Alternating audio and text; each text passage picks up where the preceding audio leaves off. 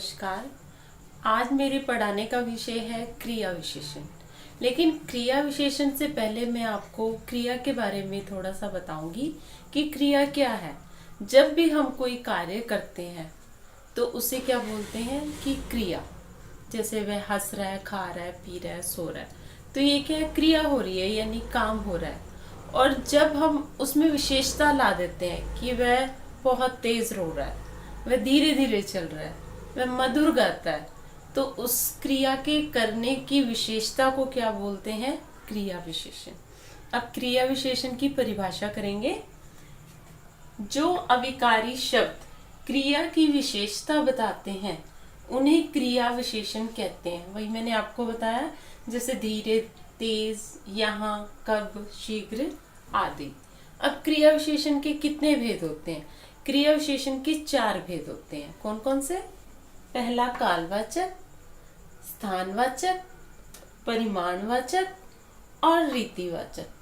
कालवाचक क्रिया विशेषण उसे कहते हैं जिसमें हमें काल का पता चले, मतलब समय का पता चले।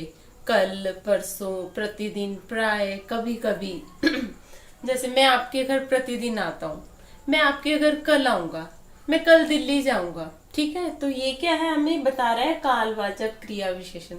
कब, परसों, प्राय, दिन, प्रतिदिन, परसों, प्रतिदिन, ठीक है। ये सारे क्या हो गए, कालवाचक क्रिया विशेषण। आगे है स्थानवाचक क्रिया विशेषण, जिससे हमें क्रिया के किसी स्थान का पता चले, उसे कहते हैं स्थानवाचक क्रिया विशेषण। जैसे दाएं बाएं, ऊपर नीचे, अंदर बाहर, जैसे भीतर बाहर, आगे पीछे। दिशाओं का भी बोध हो में, पूर्व पश्चिम, उत्तर दक्षिण, तो उसे क्या बोलते हैं, स्थानवाचक क्रिया विशेषण।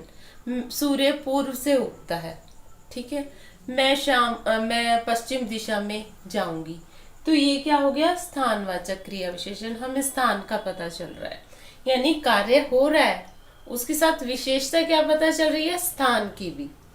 उसके बाद है परिमाणवाचक क्रिया विशेषण। परिमाणवाचक क्रिया विशेषण होता है जिसमें हमें मात्रा का पता चले। क्रिया विशेषण की किसी संज्ञा सर्वनाम की मात्रा का पता चल रहा है, जैसे कम, ज्यादा, बहुत अधिक, थोड़ा। ये सारी चीजें क्या है, परिमाणवाचक क्रिया विशेषण। जैसे वह बहुत खाता है, तुम कम खाया करो। वह बहुत खाता है, तुम कम खाया करो। वह बहुत मोटी है, वह बहुत छोटी है। वह कम पतली है, या वह उसका कम कद है। कुछ भी, मतलब जब हमें परिमाण यानी मात्रा का पता चल रहा है तो वो क्या है, परिमाणवाचक क्रिया विशेषण। आखिर में है रीति।